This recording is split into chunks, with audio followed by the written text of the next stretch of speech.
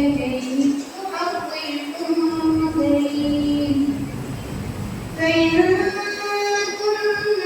نساء فوق اثنتين فلهن ثلثا ما ترك وإن كانت واحدة فلها النصف ولأبويه لكل واحد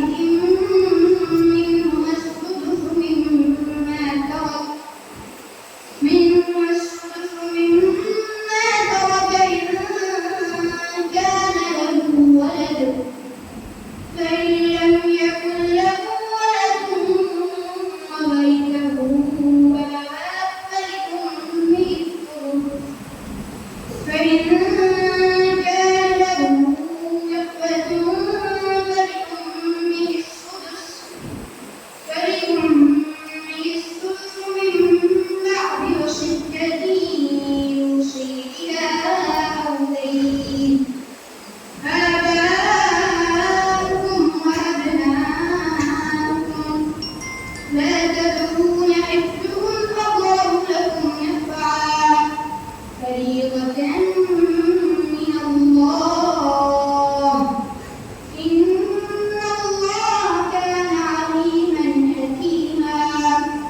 ولكم نصف ما ترك أزواجكم إن لم يكن لهن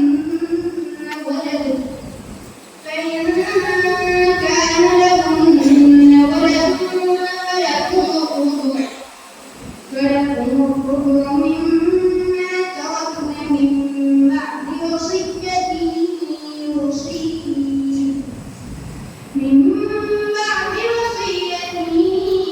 يوصين بها أو دين ولهن الربع مما تركتم إن لم يكن لكم ولد فإن كان لكم ولد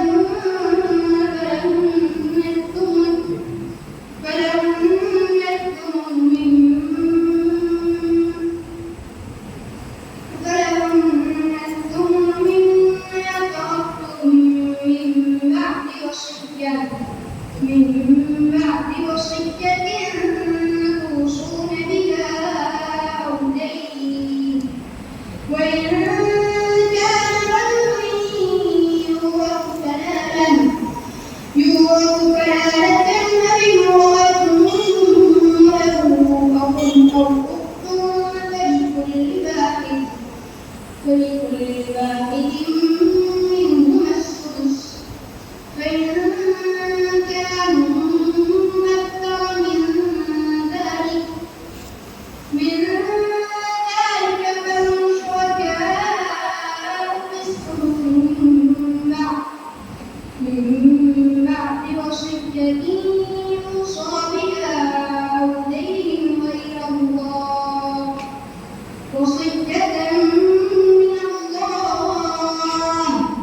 والله عليم حليم. दूसरा सवाल है सफा नंबर 281 पर وضرب الله مثلا قرية